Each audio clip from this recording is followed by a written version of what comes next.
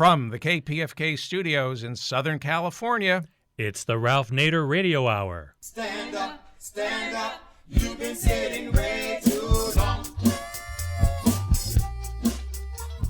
Welcome to the Ralph Nader Radio Hour. My name is Steve Scrovan, along with the man of the hour, Ralph Nader. How are you doing today, Ralph? Very good. As usual, we got a very fresh new show today that affects airline passengers as well as people who want to get things done in Washington. Exactly. And in that regard, in the first half of the show, we're going to welcome back old friend Robert Weissman, the president of Public Citizen, which is the legendary consumer watchdog group founded by Ralph and a number of colleagues back in the early 70s. And I know for a fact they have been extraordinarily busy over there at Public Citizen these days, suing the Trump administration over their anti-regulatory agenda, exposing EPA head Scott Pruitt for his ethical lapses, making the White House publish their visitor logs so that the public knows which industry lobbyists are getting an audience with the president, and publishing a report on how Donald Trump's businesses have been profiting from his presidency. That's just the first half of the show. And in the second half of the show, whether you are a frequent or even an infrequent flyer, you're not going to want to miss our second guest. We're going to be talking to travel journalist and aviation expert William McGee, who wrote a book about the airline industry entitled Attention All Passengers. It's been called a fast food nation for the airline industry, and in it he exposes the lack of congressional oversight of the industry, TSA power grabs, out-of-date flight patterns, and much more. I actually want to ask him about all these extra charges airlines are concocting to squeeze more money out of us, especially on seat assignments. And in the middle of the program, we'll take our usual break to find out what Russell Mokhiber has been working on as he walks the corporate crime beat. But first, I happen to be in Washington, D.C. this week for a board meeting of the consumer group Public Citizen. And I'm also here to attend the Public Citizen annual gala, where they presented their Golden Boot Award to Senator Bernie Sanders, who was the keynote speaker. I am very proud to be associated with this organization that has done so much great work over the decades, fighting corporate power and defending democracy, and delighted to welcome back our first guest.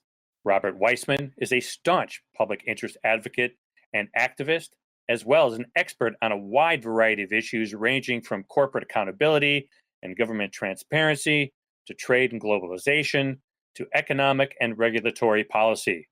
As the president of Public Citizen, Weissman has spearheaded the effort to loosen the chokehold corporations and the wealthy have over our democracy.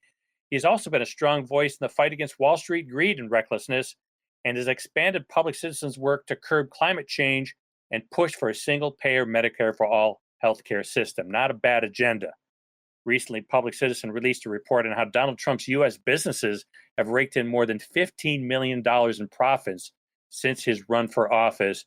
Welcome back to the Ralph Nader Radio Hour, Rob Weissman. It's great to be with you guys. Yeah, welcome, Rob. I should say to our listeners that Rob worked for about 15 years at our center, where he put out the Multinational Monitor magazine almost single-handedly, the editor, and he wrote a lot for it and got a lot of good writers from around the world to write articles on the power of global corporations and how they've misused that power. He also had a global impact on tobacco control and international law and worked very vigorously with Jamie Love, an economist, and going around the world to dramatically lower the price of AIDS medicines for people in Africa. In fact, it went down from $10,000 per person per year that the U.S. drug companies were charging to $300 per year, and now it's even less than that because they got a drug company in India that said, sure, we can do it a lot cheaper and in the process save a lot of lives. Now, Rob, you are the impresario of Public Citizen. You direct Public Citizen. You speak before large rallies, and you have to raise a lot of funds for Public Citizen. The website, by the way, is citizen.org for listeners who are interested. Do you miss the old days? I miss hanging out with you, Ralph. Yeah, I do. I love this job. It's really an honor to be in the organization and to help carry forward the singular institution that you created.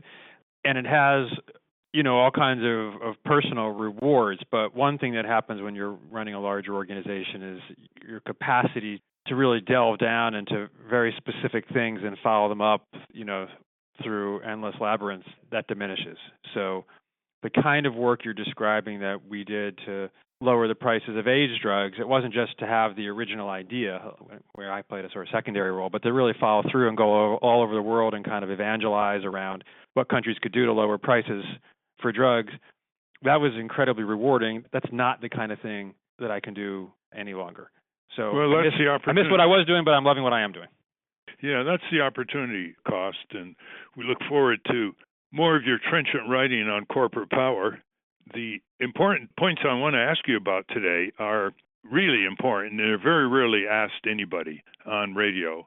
Let's start with the documentation Public Citizen has conducted that indicate that Trump has violated the Emoluments clause of the Constitution, which, if that is so, is a high crime and misdemeanor. It's an impeachable offense. Could you tell our audience what the Emoluments clause is and whether you think that he's violated it?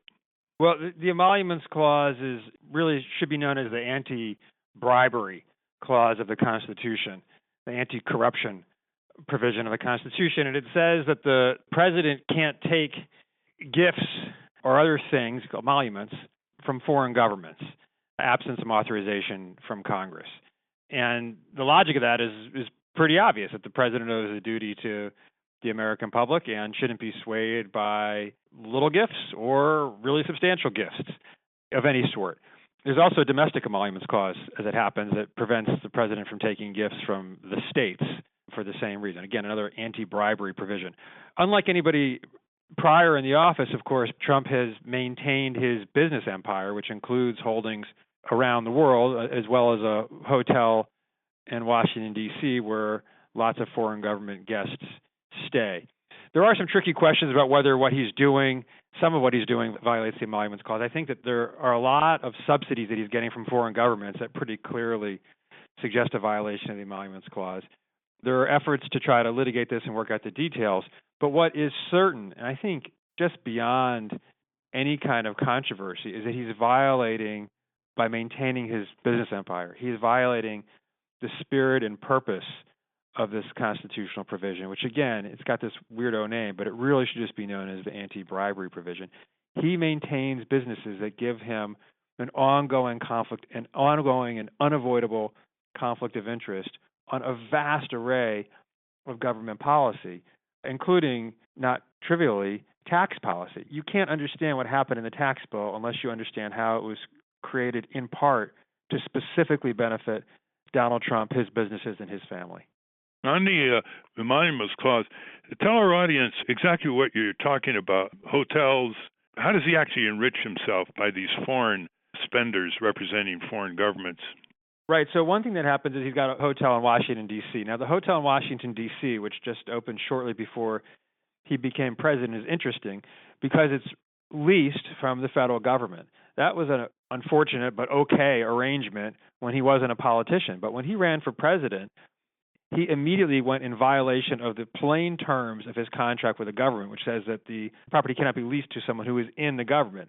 Pretty common sense, and beyond common sense when it comes to the notion that the president owns it. So he's in violation of the contract terms with his own government. Not surprisingly, the agency in charge of this, known as the GSA, is unwilling to enforce the provision because they would have to be enforcing it against their boss.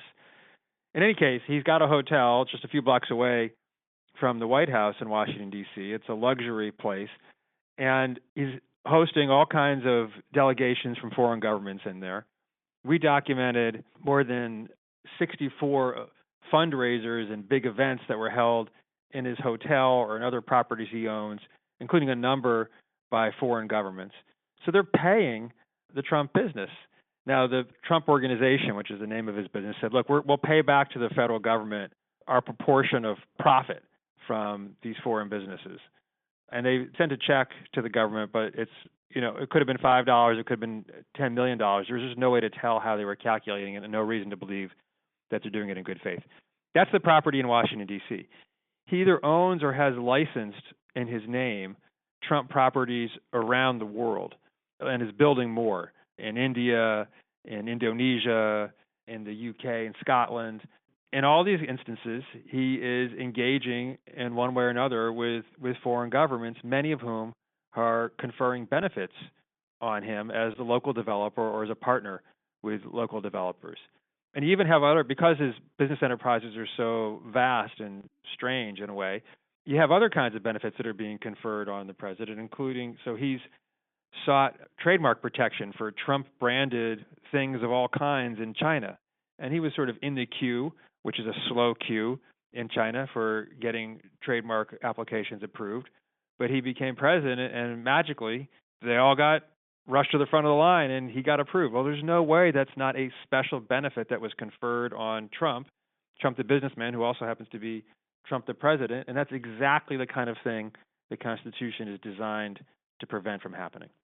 Well, there's a number of cases in federal courts challenging his violation of the Emoluments Clause. In fact, professor of law, a leading constitutional scholar at Harvard, Larry Tribe, is behind one of them, and we'll see how that works out. But I've seen so many citizen groups document impeachable offenses. When the Trumpsters came to town, they made no bones that they were going to take the federal cop off the corporate crime beat. And you see Scott Pruitt at the Environmental Protection Administration bragging about stopping ongoing enforcement actions, in one case pulling EPA and Justice Department lawyers from a case in a courtroom in California. He is driving out civil servants who are trying to respect their oath of office and enforce the laws. And then you have Mike Mulvaney, who is now running the Consumer Financial Protection Bureau, and he makes no bones about taking the federal cops off the Wall Street crime beat. There's a good argument that these people themselves are walking impeachable offenders. What is it you think the restraint on a lot of citizen groups when they document all this, but they don't take it to the next step and demand that the House of Representatives initiate impeachment proceedings?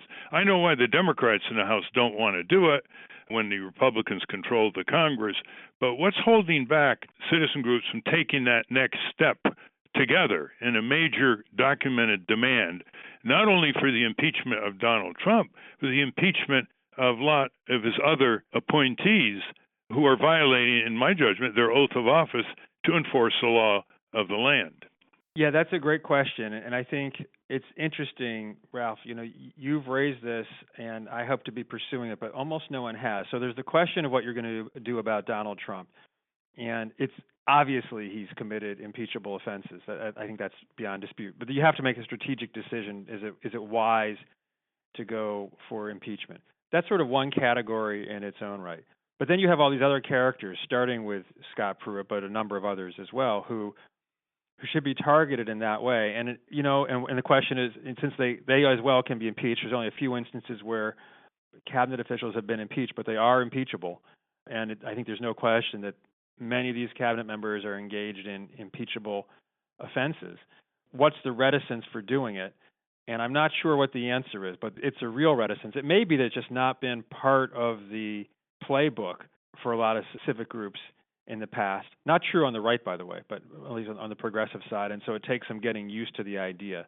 We are, in fact, trying to bring some people around on this, and I hope that we'll have some news to announce on this front in the near future. But on the right wing, they've called for, when Obama was in, they started impeachment process against the head of the IRS and the head of the EPA. So they have no reticence on their side. Not to mention against Clinton in the House of Representatives, Bill Clinton, that is. The problem is constitutional. I mean, after all, the Constitution leaves us with almost nothing but impeachment to force these people out of office between elections based on impeachable offenses that are well documented. People can't sue in the federal courts. They don't have standing to remove people like Scott Pruitt, who has serious conflicts of interest. A public citizen has documented recently with special interest groups have interests under his jurisdiction. So the citizens have been blocked out. And because these high-level appointees, cabinet secretaries, agency heads, are not part of the civil service standards cannot be invoked. So when people talk about impeachment, listeners, it's because that's about all that we are left with under our Constitution.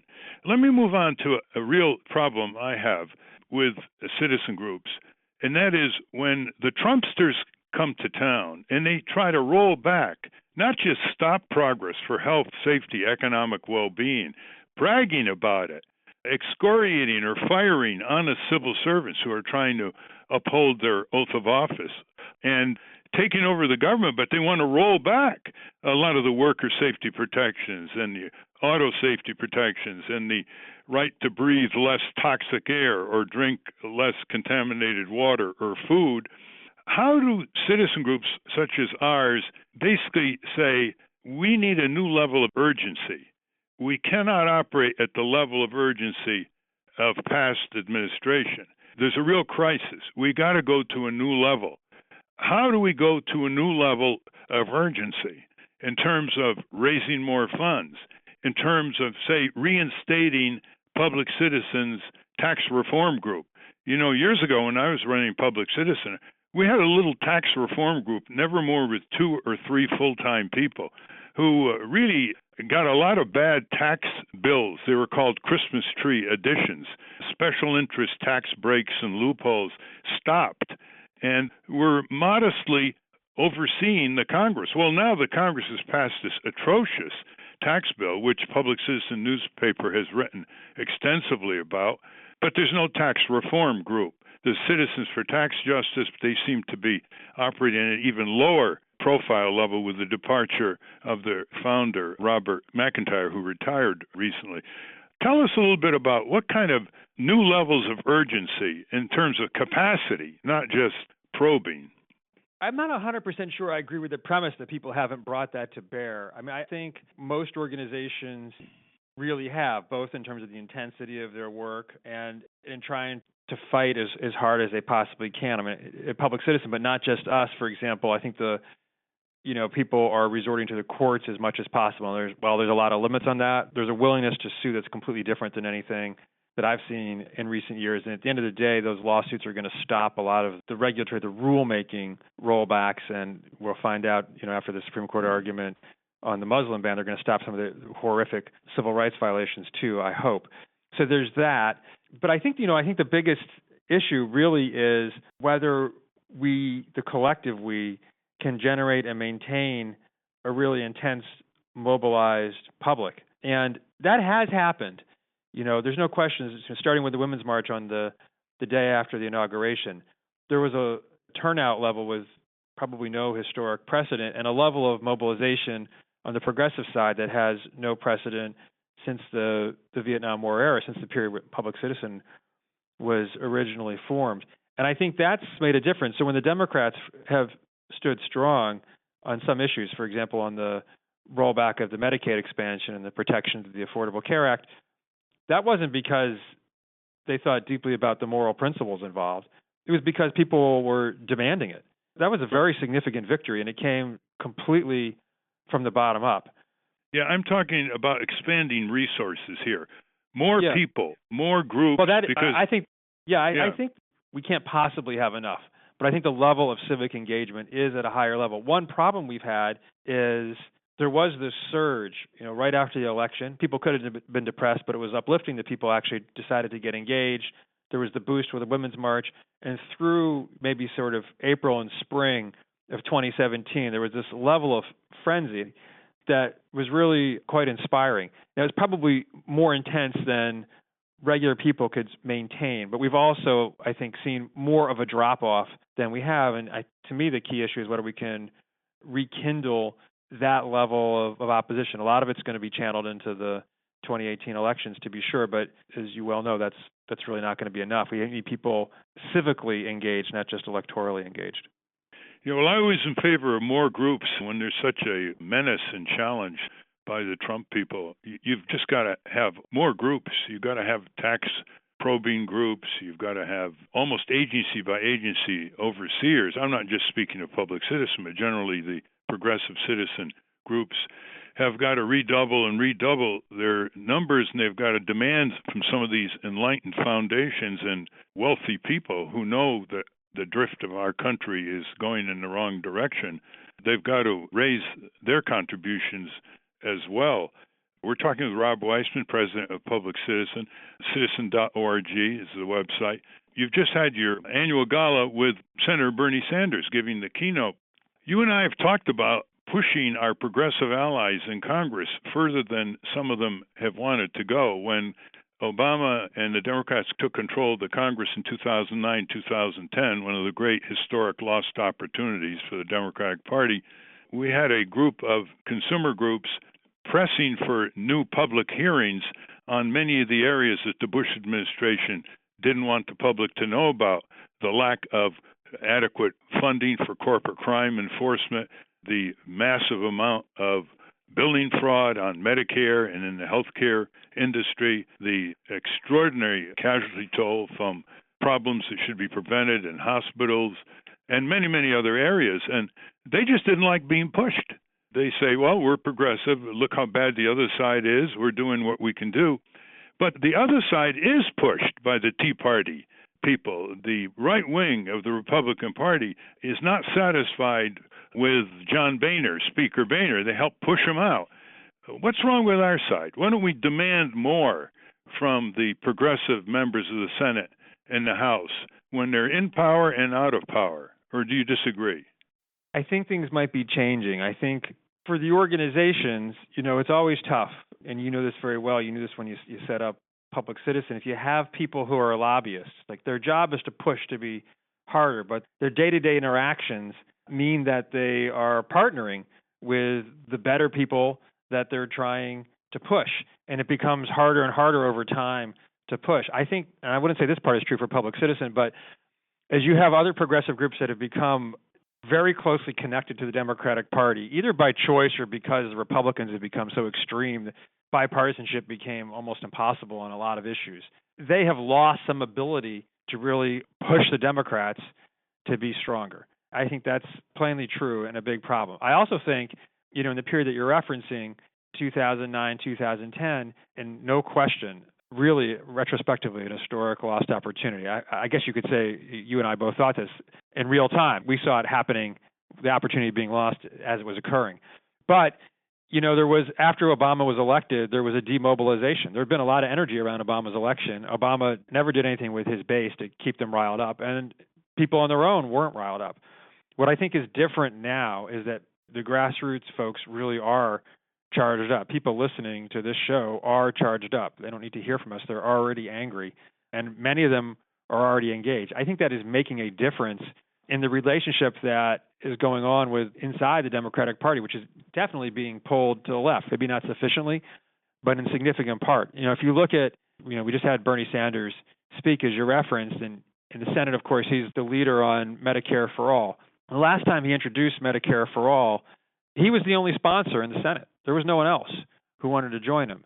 When he's done it this time around, he's got 16 co-sponsors, including pretty much every one of the would-be presidential contenders in 2020. And again, that's not because they've thought deeply about it and have come to a different conclusion than they would have held 2 or 4 years ago. It's because the center of gravity on this issue has changed, and people are riled up. And you're going to have a hard time running for president for the nomination in the Democratic Party if you are not supportive of Medicare for All. So they're all lining up. I mean, that's great. We want them to be opportunistic in the sense of responding to the grassroots demand. On the progress in Medicare for All, there are 120 members of the House, all Democrats. A majority of the Democrats have already signed on to H.R. 676, which is the purest form of Medicare for All, or single payer, as it's often called. But the Democratic National Committee has not yet come out for it.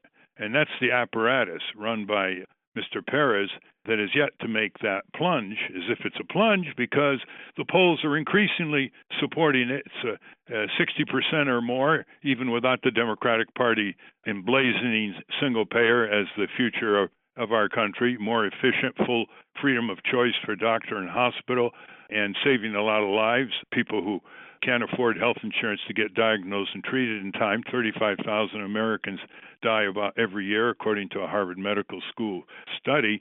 So, the train is on the tracks. And just recently, a Public Citizen has sent to tens of thousands of people a very elaborate envelope with materials in it about single payer, how long overdue it is, how it can benefit the American people, and you were asking for funds to increase the resources. There aren't many full-time people working on Congress on single payer for citizen groups. How many staff do you envision hiring to work on single payer on Congress?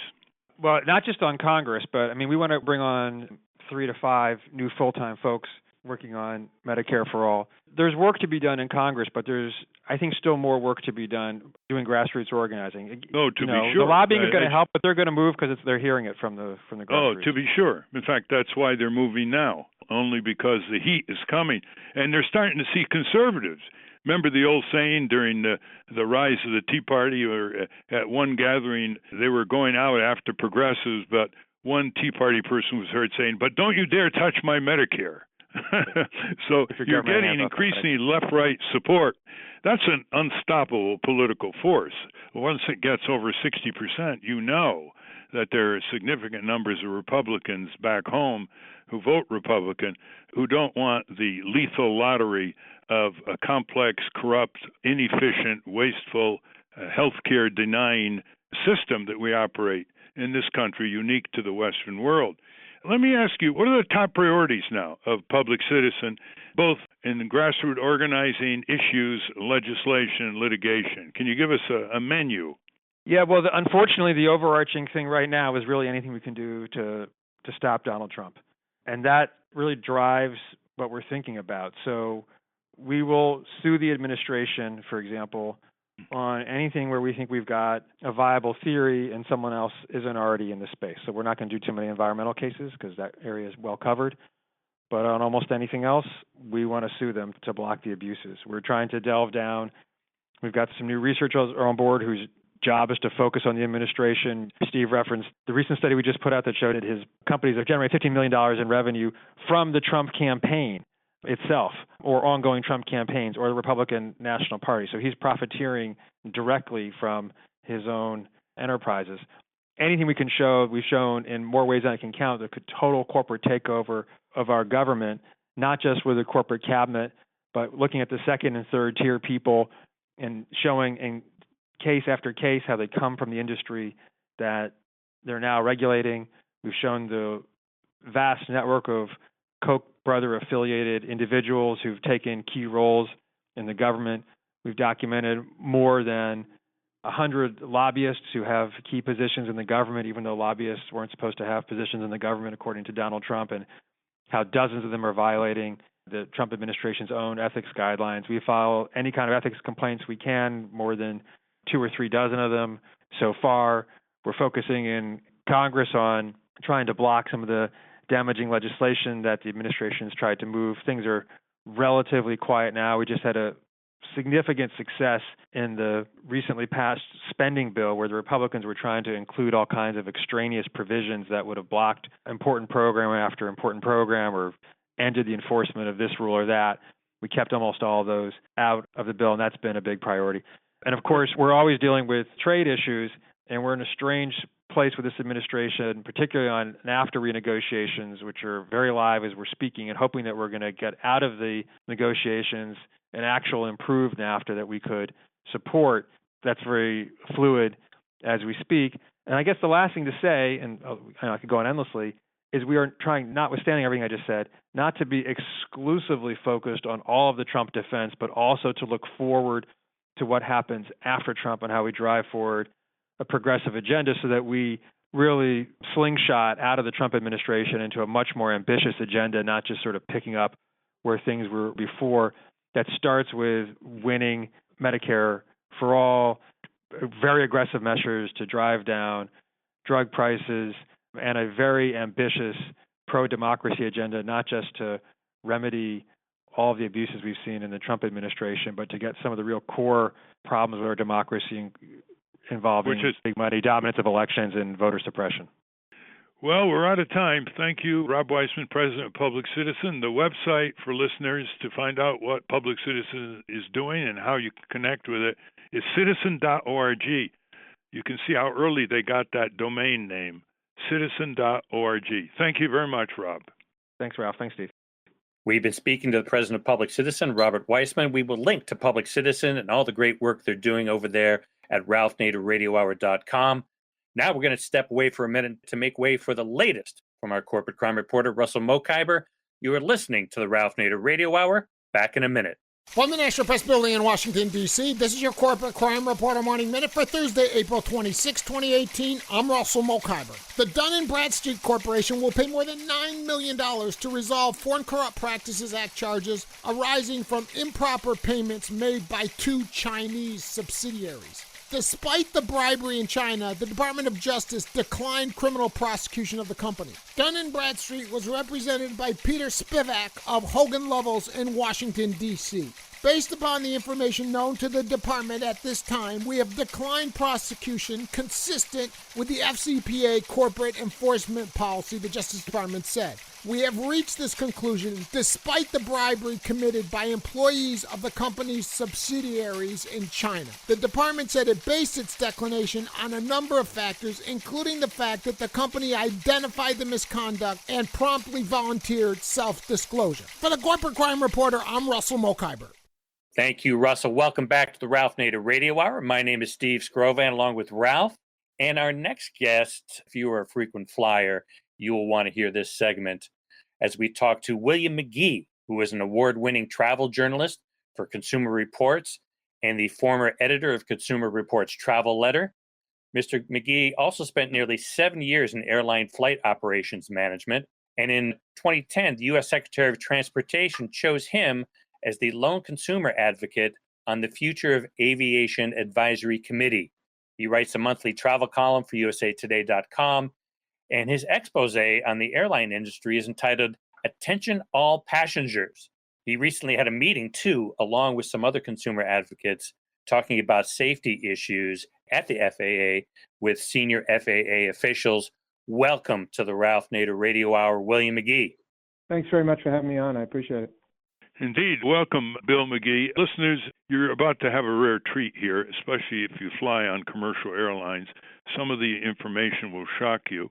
But having said that, the safety record of major commercial airlines in the U.S. has been very, very good, knock on wood, in recent years.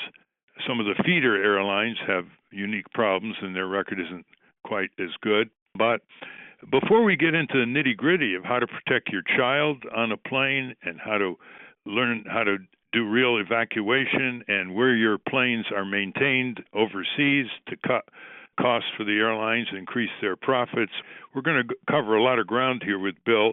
And before we do that, in a few days, some of us in Washington are going to send a survey to all members of Congress listing all the perks that the big airlines give to our senators and representatives, which they don't offer to us, like no charge for reservation changes, and ask in a survey each senator and representative to indicate what perks they have accepted on behalf of the airlines, because the Congress exercises major legal authority over the airlines, and to accept these kinds of perks is a compromising of their presumed independence in terms of what they should and should not do in regulating our airlines. So let's start with a list of these perks, Bill McGee. Certainly. Well, as you say, members of Congress and other senior government officials are flagged in airline reservation systems as VIPs, so they're not treated the same way you and I are. That includes being able to double book, triple book, quadruple book. As you know, these days, if you book more than one flight on most airlines, first of all, you wouldn't even be able to, but if you did, you'd have to pay a penalty, you'd have to pay fees, you'd be non-refundable tickets. Members of Congress often book a 4 o'clock, a 6 o'clock, an 8 o'clock, a 10 o'clock flight on a Friday to go home, back to their home districts without any kind of penalty. They're also, expedited often through security, and they're allowed to board first. Many of the fees are waived for things like, baggage and carrying on excess baggage, things like that. But I have to tell you, one of the things that really struck me about this has been going on forever, by the way. This went on, back when I worked in the airline industry 25 years ago. But one of the things that struck me is last year I testified before the House Transportation Committee after the infamous Dr. Dow incident when the passenger was bloodied on the United Airlines flight. It was just about a year ago now. And what struck me was that it was a 4.5-hour session, this hearing, much, much longer than the average hearing on airlines. Usually it lasts about an hour. And just about every member of the Transportation Committee had something to say, and they all had horror stories of their own. So it tells you the state of this industry, that even the VIPs who are clearly flagged in the systems and receive perks that we don't, even they have had some bad stories about being bumped and not being given information when there's a delay or a cancellation. So the state of the industry by that measurement is worse than it's ever been. Well, here are some of the other perks. In addition to you can change your reservation without being penalized $200 by Delta Airlines. Complimentary upgrades to premium economy, business, or first class. Complimentary amenities, meals, drinks, in-flight entertainment for our members of Congress. Complimentary elite status and frequent flyer programs, waivers of ticketing fees for changes, rebooking, refundability, waivers of ancillary fees for checked baggage or other services, access to airport lounges, priority boarding and disembarking, even VIP escorts, and nice parking at National Airport in Washington. And once in a while, actually operating flights specifically for their convenience or intentionally delaying or rescheduling flights for their convenience, and sometimes complimentary tickets. So it will be interesting to see what kind of survey. We'll put it up on our website, listeners, so you can reaffirm the need for them to respond to this survey, because it is compromising their duties to protect you economically and in terms of your safety on airlines. And on that point, there was this recent tragedy with Southwest Airlines, which, by the way, does not charge you for excess baggage fees. 2 bags you get on without being charged, and they don't charge you for reservation changes. But for the first time in its entire history, since 1971, they experienced a tragic fatality in their plane recently when one of the engines blew up, and the plane landed safely without any further fatalities, fortunately.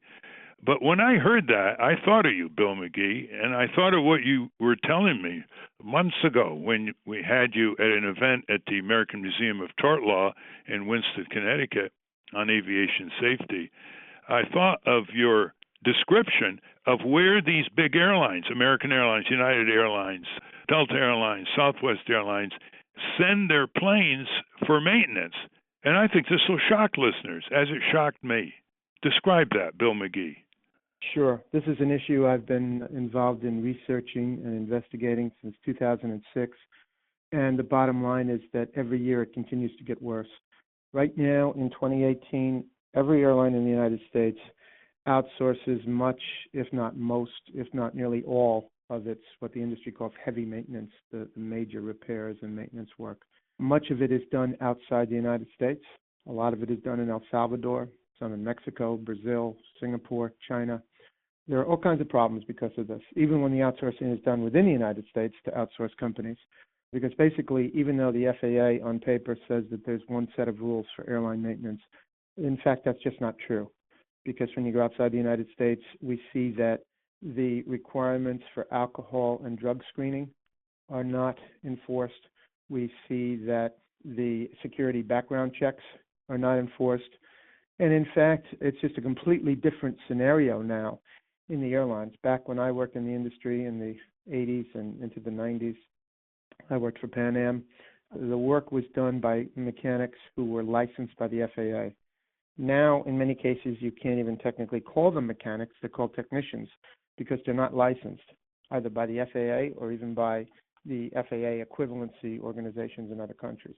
Why are they doing this? Now. Why are they going to these places in El Salvador and China and Mexico when they have first-rate mechanics here? But when they go to these overseas repair stations, Bill McGee, they require the FAA inspectors to go with them, like flying to China or Singapore. Why are they doing this? It's the answer to your question is one word. It's money. It's just that simple, and it is a lot of money. Because, in the United States, obviously, if you are skilled enough to be an aircraft mechanic, someone who can change an engine on a 757, that's a skill that required years of training, either in the military or in school. Much of it, was unionized, and you had a living wage. The fact is, this is exploitation in two ways. For all of the talk about, keeping jobs in the U.S., we have seen administration after administration, Democrats and Republicans alike, allow this to happen. All these good jobs have left the U.S. These are skilled jobs. And at the same time, we're exploiting the people on the other end because, it's not as if the people in El Salvador or Singapore are receiving a living wage. They're not. They're getting much, much less than they would in the United States. So, the answer is money, and, you get what you pay for.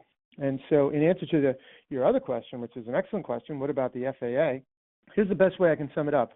When I was working on my book, Attention All Passengers, back in 2011, I spent 2 days at what was then the largest in-house maintenance facility in the United States, American Airlines in Oklahoma.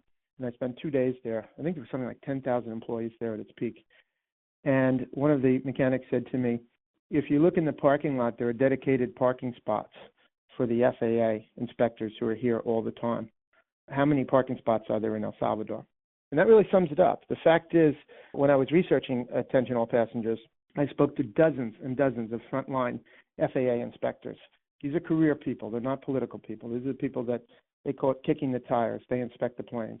And they expressed tremendous frustration that they couldn't get to these places, China, El Salvador, Singapore. It's not in the budget. When they did go, their visits were announced in advance. That is not how the system is supposed to work. When I worked for Pan Am, the FAA inspectors overseeing Pan Am, their office was just a few miles from Kennedy Airport. They could walk into the hangar 7 days a week, any time of the day, ask a mechanic questions, walk up, see what's going on. Like I said, they call it kicking the tires. I spoke to an FAA inspector who went to China again, we're talking about U.S. airlines now, not foreign airlines. And he was there to inspect a U.S. airline. And he said when he got there, he was in a hangar that he wondered if it was like a Hollywood set. He said you could have eaten off the floor. There was no grease, no oil. All the tools were on the bench, in perfect places. And all the mechanics had on clean white smocks, and they were smiling at him. And he said he felt like a fool because he felt like he was being set up. To elaborate that point, according to the Government Accountability Office, the FAA has 1,100 inspectors to oversee 81 airlines, 5,200 repair stations, and 625,000 pilots. This report came out in 2006. And just recently, the Republican-dominated House of Representatives passed a terrible bill cutting $4 billion from the Federal Aviation Administration's budget, which you say will diminish safety for the American people. Can you characterize the Congress here? What's going on? Well, the fact is the FAA just year after year keeps having its budget slashed.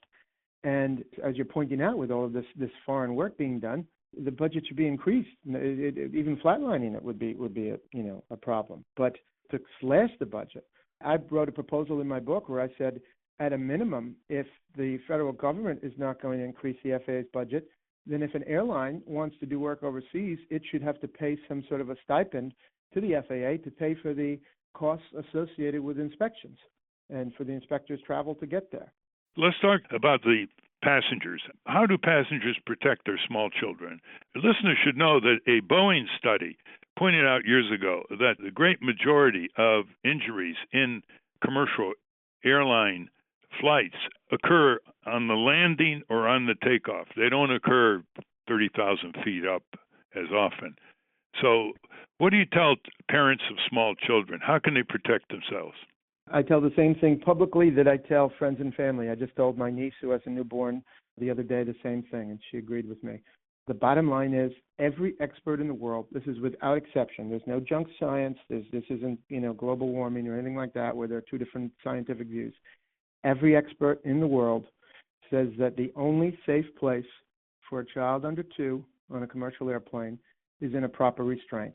By restraint, mostly we mean child seats. There are 1 or 2 other devices that the FAA has approved, but primarily we're talking about child seats. All the child seats that you buy for your car since about 1991 or so have a little tag that also says they're FAA approved. The problem is when I served on that Department of Transportation Future of Aviation Advisory Committee that you mentioned back in 2010 as the only consumer advocate, there was 19 members. I was the only one representing consumers. So obviously the airlines are heavily weighted on that committee. I recommended that the FAA, once and for all, ban lap children under the age of 2. This is a loophole that's existed since 1953 in federal regulations. And the FAA took it under consideration. We voted to approve a study on it. And 1 year later, the DOT called me and said that once again, others before me had also asked for a ban. And once again, despite the NTSB asking for it, despite consumer advocates, pediatricians, you name it, once again, the FAA said no, they would not ban lap children. The official reason is something called the diversion theory, which holds that if a family was required to buy an extra airline seat for the child seat, that, say, a family of 4 have to buy 4 seats instead of 3, that they won't travel and instead they will drive, and therefore driving is statistically less safe. In my book, I offer about 10 reasons why this is a bogus argument in my view. What do you mean by lap? To explain that, lap children? Sure. A lap child basically means that all airlines in the United States allow children who have not reached their second birthday to sit on an adult's lap.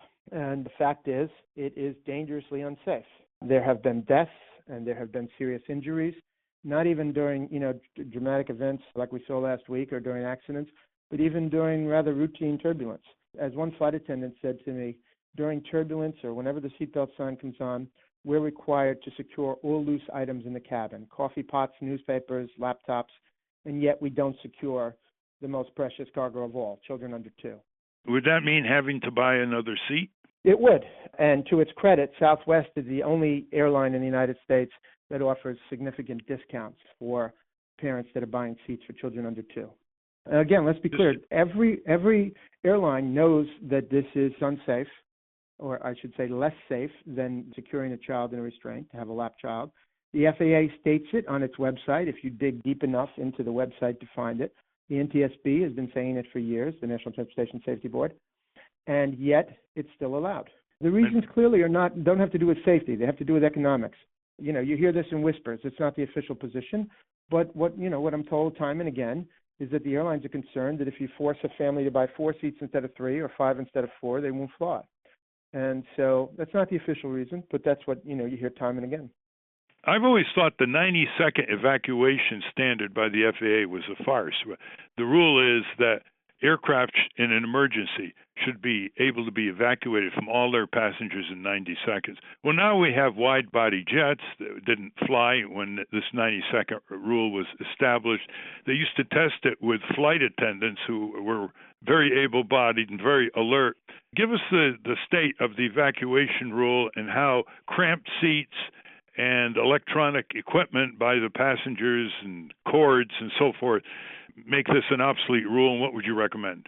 Well, obsolete is the right word, Ralph, because basically all of the trend lines in evacuation testing have gone in the wrong direction for at least 10 years, if not longer.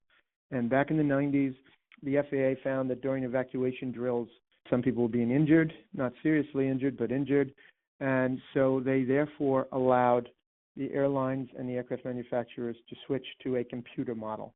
So, it's a theoretical evacuation rather than an actual one. And the problems are manifold. One, as you point out, load factors, that is the percentage of occupied seats on airlines, is higher now than it's been at any time since U.S. airlines were troop carriers during World War II. Okay, they regularly are in the mid to high 80s these days. It used to be they averaged in the 50s and 60s up into the 70 percentiles all the way into the 21st century. Now suddenly, it's not your imagination. Planes are more crowded. We also have seen seat size being diminished. This isn't a myth. I documented it for USA Today a few years ago, and I dug out old issues of Consumer Reports Travel Letter and saw that, in fact, the width is less, the seat pitch, what they call the leg room between seats, is less, cramming more seats in. And then, as you point out, we have all these electronic toys in our laps now and cords that can tangle and all of that. And, of course, we also have, in the last 10, 12 years, we've seen most airlines in the United States start charging for the first or second checked bag, except for Southwest. And so now, of course, that means we have greater use of the overhead bins. So you combine all this, you have tighter seats, more people on board, just about for every flight. You have more gadgets and toys on board. You have more baggage on board, more laptop bags, more carry-on bags. And now we're saying we're still using the same computer modeling that we're using for the past 20 years. The fact is, we have to go back to real-world modeling. And I and others have called for actual evacuations. Back when I worked in the airlines, I went through evacuation training because I used to ride in the jump seats on planes. I used to do military charters for airlines. And, it's a scary proposition, but the fact is, when you go down that slide, that you know ahead of time that you're going to be doing it. The fact is, of course, that in the real world, people freeze up. There are all kinds of psychological components. Some people, time slows down and they don't listen to instructions. It's like they're underwater. We really are playing with fire here when we allow computer modeling for something so serious. We've been very, very lucky with some events in recent years where everybody's gotten off. But, we're really pushing the envelope on this. Bill McGee, just very briefly, tell people about these feeder airlines that may have the name United, for example, on them, but they're really not United Airlines. They're contracted with United Airlines, and they don't quite have to meet the same standards, do they? No. Well, that's the real problem, is that we have seen over the last 12 years or so, the airline industry keeps saying that there hasn't been a major accident in X amount of years in recent years, and they're speaking about major airlines. But that's a misnomer because there's an asterisk next to what they're saying. They're saying when the major carriers are operating their own flights. Look, there's no question that the safety record has been excellent, but my concern and the concerns of many experts that I speak to in the front lines is that you can't get complacent about these things. The safety record was earned, and it was earned in blood, unfortunately, in a lot of cases. You learn from mistakes, you improve. You don't get complacent. And this is why the FAA has this nickname by people in the industry, by some of its own employees, by airline employees, by others who are concerned about safety. It's called the Tombstone Agency, meaning the FAA acts after there's an accident, usually a fatal accident. And that's exactly what we saw with the Southwest Airlines event that just recently occurred. In other words, we knew that there were problems with those engines 2 years ago. The FAA got complacent, allowed, Southwest to sort of work out its own fix. And, well, we saw how that went. Now, 3 days after that woman was killed, the FAA put out a directive and suddenly sprung to life. That is the textbook definition of the Tombstone Agency. For our passengers' information, name some of the leading feeder airlines so they can be more alert.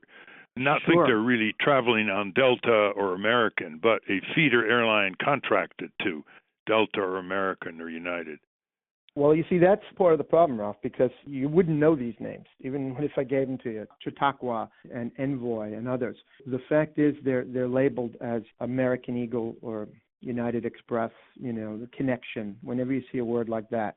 Now, there's a DOT regulation that requires when you book online that there be small print saying that the flight is not being operated by Delta or American United. It's being operated by, Chautauqua or another carrier. But it's very small print, and most consumers, we've found time and again with surveys, don't even realize that. A large chunk of my book, Attention All Passengers, as you know, because you were very kind to offer an endorsement on the back cover, a large chunk of that book had to do with regionals and the regional accidents. We saw 6 fatal accidents with regional airlines in the past 12 years or so, while the majors had a much better record. Now, there was one accident that was sort of a watershed, and that was the Colgan accident in Buffalo, which was a Continental Connection flight. Continental, of course, is now part of United Airlines. And that accident in Buffalo that killed more than 50 people led to congressional reforms to increase the standards for pilots, for regional carriers. Again, you have to understand, the people that were killed on that flight, they didn't buy a ticket on Colgan Air. They bought a ticket on Continental, a major airline. But once the accident occurs and there are fatalities, the major carrier sort of steps back. And there were congressional hearings that would just, if you saw the tapes, it would blow your mind because the senior executives at Continental were sort of distancing themselves. The fact is, consumers go online, they see the major airline's name. In that case, they saw Continental. Their credit card was charged to Continental. They went to an airport where the sign said Continental. The employee had a uniform that said Continental. They got on a plane that had Continental written on the side, Continental Express. And then when it crashed, it's like, well, don't talk to us, talk to them. And so we did see these reforms that strengthened rules for pilots. And now I'm sorry to tell you that as we speak today, there are efforts in Congress to walk back those rules and to rescind them and to go back to where we were. They are saying there's a quote-unquote pilot shortage in the United States. There isn't a pilot shortage in the United States. What there is there's a shortage of people that want to become pilots for wages that are practically minimum wage compared to what they used to be for that profession. That's what there's a shortage of. Just like there's no mechanic shortage in the United States. This is the country that invented the airplane. There's 300 million Americans. There's no shortage of mechanics. There's a shortage of mechanics willing to work at the wages that the industry wants to offer. And so right now, when you hear this, when you hear, well, there's a pilot shortage, we have to change these rules, don't believe it, because this is manufactured by the airlines. Well, Yeah. in conclusion, that's why, Bill McGee, we need a large passenger membership consumer group with full-time staff monitoring Congress and the FAA. You're doing a good job, but you're just one person. Flyers' Rights, run by Paul Hudson. He's doing a good job. It's just one person. But it's only when Congress and the FAA see that the people back home, millions of airline passengers, are willing to contribute $25 or $30 to be represented by a tough group of consumer champions, that they'll sit up and take notice. Thank you very much, Bill McGee. Your book is? Attention all passengers, the airline's dangerous descent and how to reclaim our skies, and it's available where you can buy books online. Very, very readable, very compelling, very usable for airline passengers. Thank you, Bill McGee. Thanks very much. I appreciate it. We have been speaking to aviation expert William McGee. His book is Attention All Passengers, and we will link to that and more of Mr. McGee's work at ralphnaderradiohour.com. Thank you all for listening. I want to thank our guests again today, aviation expert William McGee, author of Attention All Passengers, and president of Public Citizen Robert Weissman. For those of you listening on the radio, that's our show. For you podcast listeners, stay tuned for some bonus material we call the wrap-up. We actually have a significant amount of bonus material this time. One where Rob unravels for me what's going on with Donald Trump's trade policy, and one segment where I ask William McGee about not getting seat assignments. And Ralph responds to someone who claims he is propagating fake news. For Ralph's weekly column, go to nader.org. For more from Russell Mokhiber, go to corporatecrimereporter.com. So join us next week when we celebrate a holiday I didn't even know existed. It's called Law Day. Tune in then, and we'll talk to you then, Ralph.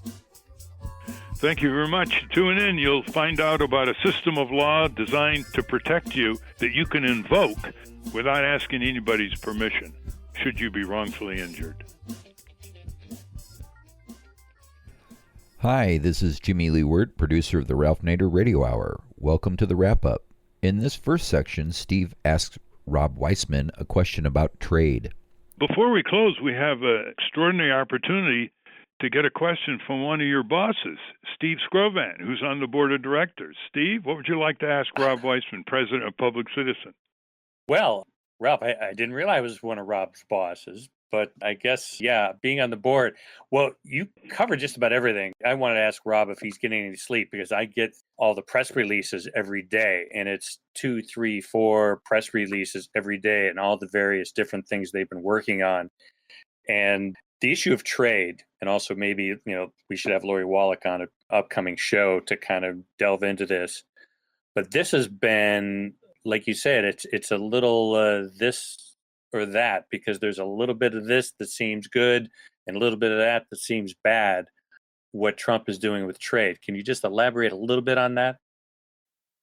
I'd be happy to. I think the first thing is to recognize how important trade is as an issue. It's both dramatically important for people's livelihoods, especially in the Midwest, where they understand viscerally and accurately how the regime of corporate trade globalization has cost them jobs. The jobs have been, plants have closed down and jobs have moved offshore. Sometimes it's the same company that's now importing things into the United States where they once made them in the United States. And people in those parts of the country especially blame the loss of jobs on the trade deals, and they are right to blame them. There are other things that people maybe feel or intuit or have learned about, which is that other ways that the trade agreements have empowered corporations to undermine all kinds of our important living standards, how they press down on environmental standards and consumer standards, how they give corporations outrageous privileges to sue governments directly, even for claimed loss of profits, just because they don't like some action of a government. So it is a really big issue, and at least in the elite news media, it's widely misreported, misunderstood, and people think that, or it's often commented on, that sort of the skepticism about trade deals reflects a kind of unwillingness to accept inevitable change in the modern realities, and that's just plain wrong. And Trump, as a candidate who doesn't know very much but has some kind of emotional gut understandings of some important things. He got that. And it was a big part of why Trump was elected. And it is absolutely the failure of the corporate Democrats and the corporate class generally that someone like Trump was able to get this issue because they had been peddling such dangerous medicine in the form of corporate trade deals like NAFTA and others for so many years. This is the default of the Democratic Party. They not only have lost the trade issue in terms of workers, not just the hollowing out of communities, but they lost the word populism. Trump has seized the word populism. The right wing has seized the word populism from the progressive tradition. That's why it's so anomalous, is it not, that Lori Wallach finds that some of her criticisms of these trade agreements, the Trans-Pacific Partnership, the World Trade Organization, NAFTA, reverberating in the highest levels of the White House under Donald Trump. Right. Well, the worst factions in both Republican and Democratic Party is big finance, and on international economic and national economic policy in the Democratic Party, Wall Street has been the dominant player. That's true on the Republican side too, but it is true in the Democratic Party. Now, there's an ongoing fight inside the Trump White House where Wall Street has massive influence, but there has been this faction that has a different view, a more sort of nationalist view of economics, and not willing to just defer to the Wall Street wing. As it happens, the guy who's in charge of our trade policy, Robert Lighthizer, the U.S. trade representative, he's both knowledgeable and not beholden to Wall Street. So he is pursuing a different path. They are now in the middle of renegotiating NAFTA, coming close to the conclusion of that. It's not preordained how that's going to turn out. I mean, I think there are likely to be some important steps forward in the New Deal, but there may be some bad pieces that come in as well. Some of the worst provisions of the Trans-Pacific Partnership might be imported into NAFTA, and there's a lot that's just still up for grabs. So this is unlike almost anything else going on in the administration, where there's actually a possibility of something positive happening. It's too soon to tell, but we're going to know in the pretty near future how this most important piece of it, the NAFTA renegotiation, turns out, and which is, again, it's just incredibly important in its own right, but it speaks to the broader theme of who do the parties work for and who are they accountable to. And now Steve asked William McGee about one of his pet airline peeves. We have to have Steve ask a question. Steve? Yeah, I just wanted to ask actually a little bit more mundane question because my wife and I fly a lot, and we're finding that we can't get seat assignments when we make our reservation anymore, and it seems like there's all of these hidden fees to actually get a seat assignment. Do you know anything about that?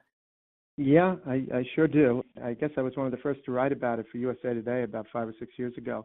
I noticed it because I was going on a flight to Aruba, and I booked 2 seats, and I got a warning that the flight was full, and I should pay for 2 seats together because otherwise we would be separated. So I did, and then on the day of travel, which was only a few weeks later, we boarded, and the flight attendant got on and said, "Listen, folks, we're less than 50% full today, so feel free to stretch out and move your seats if you want. There's plenty of room. Everybody should be able to stretch out." So I wrote a column about it, and I asked readers, am I alone in this? Am I the first one to see this? And it was a deluge. I ended up writing a follow-up column for USA Today about it because everybody, it seemed, had a story like this. There's no question that what they're doing, again, this is sort of an artificial constraint. The airlines are holding back seats. They're scaring a lot of people into paying more because when you look at the seat map when you're booking, that's probably what you're talking about, Steve. You may see there's only middle seats, and if you're traveling with your wife, a companion, whatever, you think, well, we're going to be separated, or we're both going to be in middle seats. If you have children, even more so, you're concerned, right? You don't want a child sitting alone.